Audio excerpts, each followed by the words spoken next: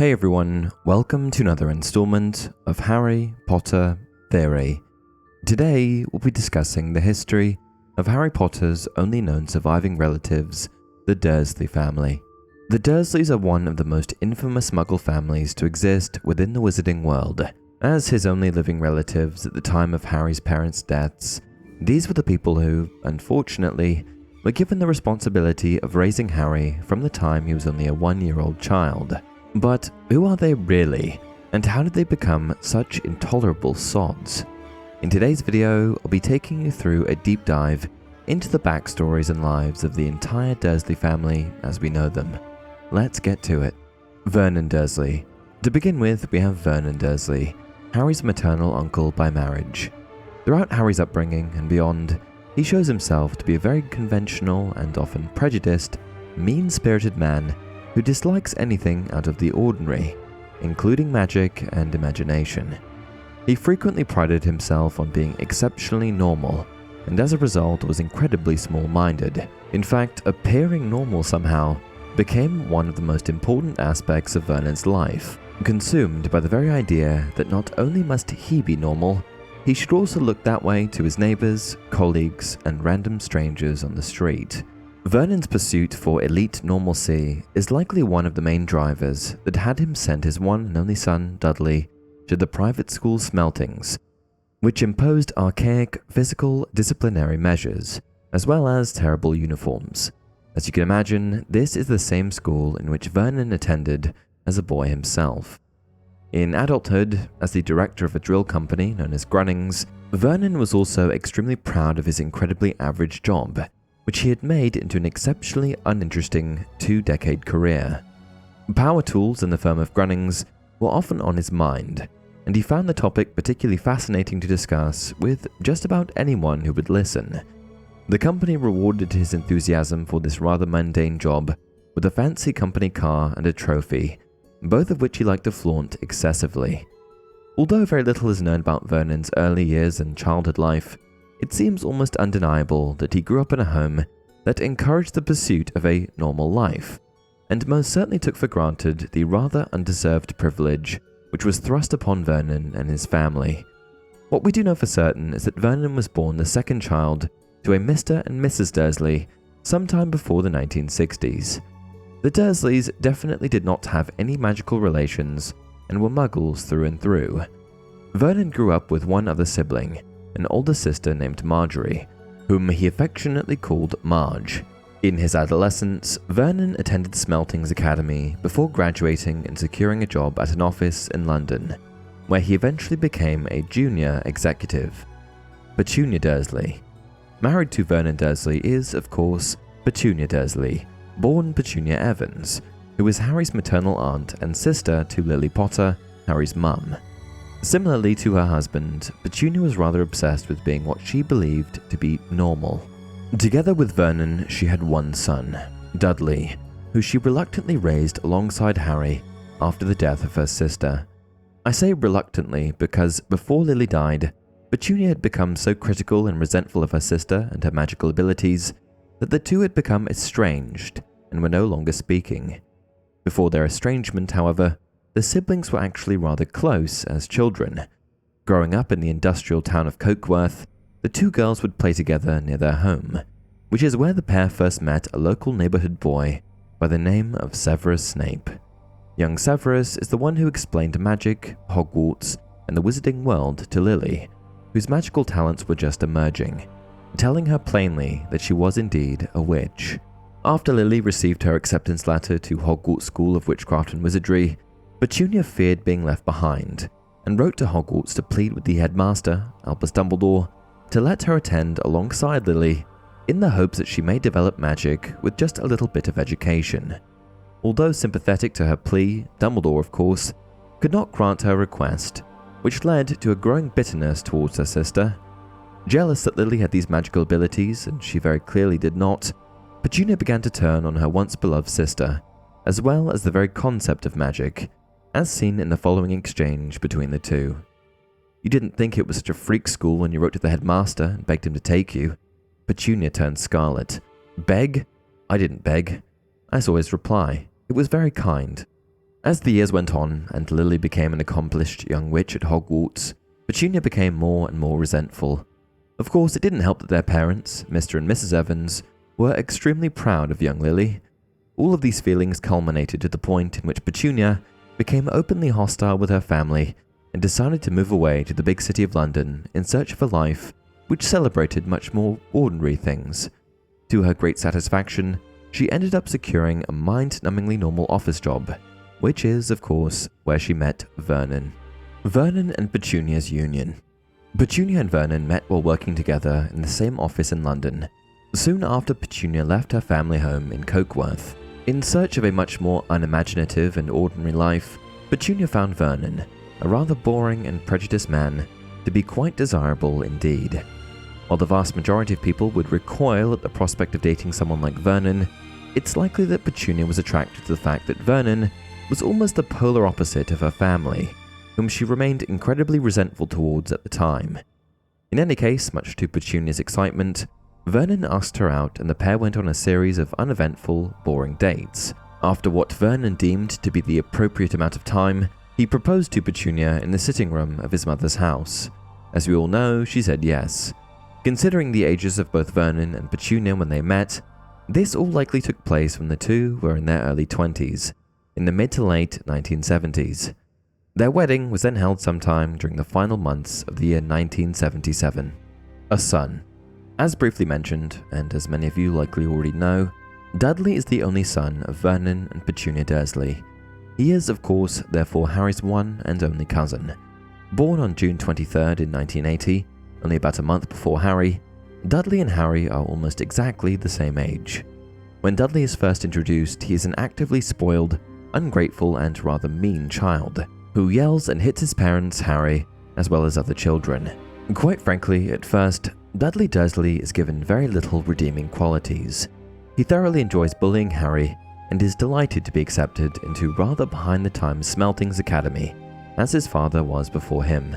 He even parades around in his new uniform as he practices using his new hitting stick, which is in actual fact a gnarled cane that is part of the Smeltings uniform. However, as he grows into a young man, Dudley has some experiences that seem to change him for the better. The main event being his interaction with a group of Dementors, which Harry saves him from. After this particular experience, Dudley seems to become a lot less insufferable and certainly more tolerable as a human being. The Dursley home, number 4 Privet Drive. The familial home of the Dursleys was none other than number 4 Privet Drive, a square brick house that was, as you may have guessed, incredibly normal looking. It was located on a street lined with houses that looked almost the exact same in Little Whinging, a village quite close to London in the southeast county of Surrey. It's believed that Vernon and Petunia purchased the house in 1977, soon after they got married. This, of course, would mean that it was the only home that Dudley ever knew as a child. Inside, the house was made up of 2 floors, the main floor as well as an upper level, all of which was immaculately clean and tidy, thanks to Petunia's persistent efforts to be perfect and ordinary. When first entering the home, there was a living room, followed by a dining area, hallway and kitchen. There was also a stairway which led to the upper floor, and underneath these stairs was the cupboard in which Harry lived and slept as a young boy. The upstairs is where the master bedroom was, in which Vernon and Petunia slept, a spare bedroom, Dudley's main bedroom, as well as Dudley's second room, which is where he kept the majority of his toys. This second room of Dudley's became Harry's bedroom after he received his acceptance letter from Hogwarts, as Vernon grew very concerned that the magical community would not be pleased by Harry's rather tight and unsanitary accommodations underneath the stairs. The property also boasted immaculate and tidy gardens in both the front and backyards. The Dursleys were eventually forced to move out of number 4 Privet Drive in 1997, when Harry was relocated to number 12 Grimmauld Place. This was done in an effort to protect Vernon, Petunia and Dudley from Voldemort coming after them, as Harry's only surviving relatives during the Dark Lord's second rise to power. The Order is sure Voldemort will target you, whether to torture you to try and find out where I am, or because he thinks by holding you hostage I'd come and try to rescue you. You've got to go into hiding, and the Order wants to help. You're being offered serious protection, the best there is. Other known family members. From what we know, the family tree of the Dursleys is a rather sparse one. On Petunia's side, we know that she had one younger sister, Lily, but her parents are only ever referred to as Mr. and Mrs. Evans.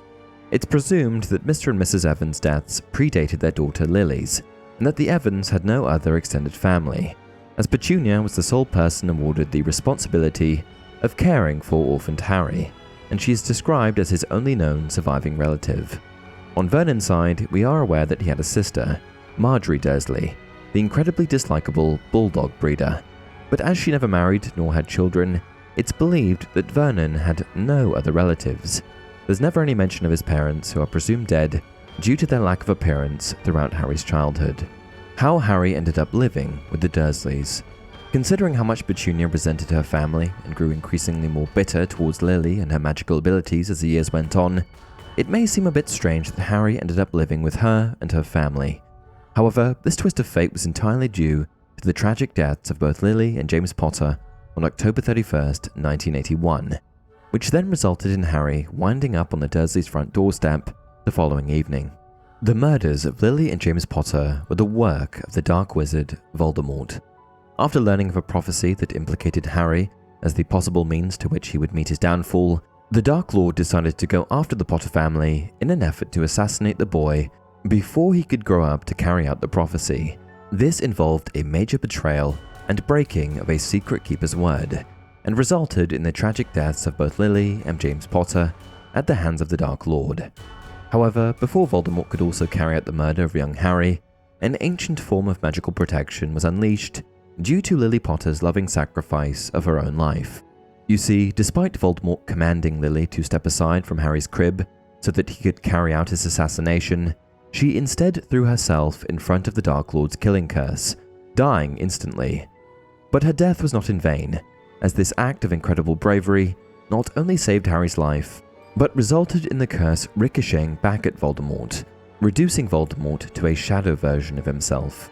From there, Harry was ferried away to number 4 Privet Drive, the home of his only living family member, as Dumbledore realized that the protection of Harry that Lily had accidentally invoked through ancient magic when she sacrificed her life to save Harry's could be maintained if he were to call a blood relative's house his home. Of course, this just so happened to be the Dursleys' home, as Dumbledore explained to Harry in his 5th year at Hogwarts. While you can still call home the place where your mother's blood dwells, there you cannot be touched or harmed by Voldemort. He shed her blood, but it lives on in you and her sister. Her blood became your refuge. You need return there only once a year, but as long as you can still call it home, there he cannot hurt you. Your aunt knows this. I explained what I had done in the letter I left with you on her doorstep. She knows that allowing you house room may well have kept you alive for the past 15 years. The Dursleys' relationship with the Potters. Sadly, the once sisterly and loving relationship of Petunia and Lily eroded over time thanks to Lily's magical abilities. As Lily was celebrated by their parents for being incredibly special and talented, Petunia felt increasingly more neglected and altogether unspecial. I was the only one who saw her for what she was, a freak, but for my mother and father, oh no, it was Lily this and Lily that. They were proud of having a witch in the family. Her bitterness and resentment towards her sister only grew worse when she met Vernon, who was openly prejudiced about people and things that were different or out of the ordinary.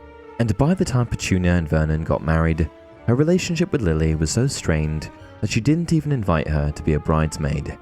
This one act, combined with the fact that Vernon wouldn't even speak to James at the wedding, led to the two sisters becoming estranged afterwards, with the only known communication to have transpired being a card that Lily sent to Petunia announcing the birth of their son, Harry. As you can imagine, the relationship between the Dursleys and the Potters, as a foursome, was also quite strained. In fact, Petunia was so fearful of what Vernon would make of her wand-wielding sister that she put off introducing the two for as long as she possibly could. Fortunately for Petunia, Vernon's response, while rather unfavourable towards Lily, was empathetic to the fact that Lily's oddities were not Petunia's fault, and he would never hold it against her that she had a freak for a sister. Of course, this made for a rather uncomfortable first meeting between Vernon, Petunia, Lily and James, essentially dooming the foursome's relationship forever. Once married, the Dursleys refused to attend Lily and James's wedding, which seems to represent the official beginnings of their estrangement. The relationship between the Dursleys and the Potters, therefore, did not make for a very welcoming home to the newly orphaned Harry all those years later, and likely accounted for the terrible way in which both Vernon and Petunia treated him. From Vernon's point of view, Harry was no more than a nuisance and physical representation of the freaks that his parents had been. In his mind, Harry was an incredible threat to the perfectly ordinary life that he so prided himself on, which we see when he sends Harry away any time that the Dursleys have company come to visit their home. Petunia, on the other hand, likely saw Harry as the embodiment of her younger sister, and simply transferred her anger and resentment for Lily onto Harry. These feelings were probably inflamed even more once Harry received his letter to Hogwarts, something she had desperately wanted as a girl, but never got. And then she had you, and I knew you'd be the same, just as strange, just as abnormal. That said, Vernon and Petunia somehow believed that they had been overly kind to Harry, simply by allowing him to live under their roof, despite the terrible way in which they treated him. Blinded by their bitterness towards Harry's unwanted arrival at number 4 Privet Drive, they seemed to think that they had done a rather good job at providing for him, a belief we see Albus Dumbledore contest years later. Dumbledore paused, and although his voice remained light and calm, and he gave no obvious sign of anger, Harry felt a kind of chill emanating from him, and noticed that the Dursleys drew very slightly closer together. "You did not do as I asked. You have never treated Harry as a son. He has known nothing but neglect and often cruelty at your hands. The best that can be said is that he has at least escaped the appalling damage you have inflicted upon the unfortunate boy sitting between you." By contrast, Dudley and Harry's relationship was something else entirely. As a child, Dudley was simply the product of being spoiled rotten and treated like he was better than everyone around him. This resulted in him thinking he was indeed better than everyone, and this obviously included his cousin, Harry. The way he bullied him and talked down to him was quite obviously a product of his upbringing. Fortunately, as mentioned earlier, Dudley did seem to redeem himself somewhat in later years after Harry saved him from a group of Dementors, and even acknowledged such to Harry before leaving number 4 Privet Drive in 1997. "I don't think you're a waste of space." If Harry had not seen Dudley's lips move, he might not have believed it. As it was, he stared at Dudley for several seconds before accepting that it must have been his cousin who had spoken. For one thing, Dudley had turned red. Harry was embarrassed and astonished himself. "Well, thanks, Dudley." Again, Dudley appeared to grapple with thoughts too unwieldy for expression before mumbling, "You saved my life." The Dursleys' impact on the wizarding world. Although horribly abusive, without the Dursleys, Harry would not have been kept safe until he came of age within magical society. It was through the power of Lily's sacrifice that one of her surviving blood relatives, Petunia, was able to carry through the protective powers that Lily unknowingly released when she died to save Harry. If Harry had been unable to call number 4 Privet Drive his home, he would have been a lot more vulnerable to attacks by Voldemort and his Death Eaters much earlier in his life. Harry may also have become a rather different young man had he not been treated so poorly by his aunt, uncle, and cousin. While certainly not the best way to keep a boy humble, due to the abuse that Harry suffered throughout his childhood, he grew up to be an incredibly empathetic and thoughtful wizard. He greatly valued his friendships and was very grateful for the kindness he was shown by the people in his life. Had he not grown up bullied and mistreated by the Dursley family, the characteristics that allowed him to eventually defeat Voldemort may not have been the ones that defined him. What happened to the Dursleys? Where are they now? After being ousted from the house they'd called their home for the better part of 2 decades, where did they go? What became of Vernon, Petunia, and Dudley? Presumably, after piling into their family car, the Dursleys went in search of a new, safer, and more secure location. And as mentioned, they were even offered assistance from the Order of the Phoenix to go into hiding from Voldemort and his army of Death Eaters. But where exactly they went is still somewhat of an unknown. Whether they attempted to find some place safe on their own or accepted the help of the Order also remains a mystery. However, it's been suggested that, after the fall of Voldemort, the Dursleys were eventually escorted back to their home in Little Whinging, presumably by the Order, making it likely that in the end they did accept help from that lot, as Vernon was known to call them. From there, many believe that Vernon and Petunia then continued to reside at number 4 Privet Drive for the rest of their lives. Although I'm not entirely sure I believe this to be true. I've mentioned in the past that I actually think that after all of the chaos of the Wizarding War and complete lack of normalcy, they may not have been able to simply return to number 4 Privet Drive and resume their regular lives as before. Not to mention that Vernon would have been with Grunnings for nearly 30 years at this point, putting him in a rather good position for retirement. So I personally think that this would have been an excellent opportunity for Vernon and Petunia to start anew. Dudley likely would have gone off to college at this point, and Harry was no longer their responsibility. So it's entirely possible that they decided to retire to, say, a tropical climate of sorts, perhaps a beachfront property on Mallorca. Here, Vernon and Petunia could have made a comfortable and ordinary life for themselves, sipping drinks on the beach and congratulating themselves on a job well done at raising their son and living completely unremarkable lives. Sadly, I don't think Vernon and Petunia would have made any efforts to stay in touch with their nephew. Vernon was obviously quite open about his dislike for Harry, or the boy as he preferred to call him, whereas Petunia, who seemed to secretly harbour some sentimentality and perhaps even love towards Harry, was altogether too stubborn and proud of a person to ever try to reconcile. As a result, I think the Dursleys' former estrangement with the Potters probably transferred onto Harry, his future wife Ginny, and their 3 children, James, Albus, and Lily. On the other hand, after the Second Wizarding War ended, it's been suggested that Harry and Dudley went on to have a relationship of sorts. Although rather formal and a little bit strained, the interactions between the two, at the very least, existed. For J.K. Rowling has revealed that she always thought that Harry and Dudley did in fact have a relationship with one another, exchanging holiday cards and getting their 2 families together on occasion. Harry and Dudley would still see each other enough to be on Christmas card terms, but they would visit more out of a sense of duty and sit in silence so that their children could see their cousins. With this information, we can also gather that Dudley eventually got married and had a family of his own, raising 2 Muggle children with his wife. So it would appear as though Dudley continued to become a better man than he was as a child, revealing that he was not as pig-headed as his father. Very little is known as to whether the Dursleys are still alive. However, there are some revelations on this topic within The Cursed Child. I'm certainly not suggesting that this is canon, but I do think it's worth mentioning. In the play, Harry tells his son about his baby blanket, and in doing so reveals that his Aunt Petunia has died, something that Dudley shared with him when returning the blanket to Harry, which he found among his mum's things while cleaning out her possessions. This is the last thing I had from my mum, the only thing. I was given to the Dursleys wrapped in it. I thought it had gone forever, and then, when your great-aunt Petunia died, hidden amongst her possessions, surprisingly, Dudley found this, and he kindly sent it on to me. And ever since then, well, any time I've wanted luck, I've found it, and just tried to hold it.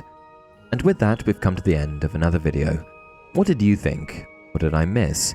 Please share your thoughts in the comments below, and as always, if you enjoyed this video, don't forget to like it and subscribe to the channel.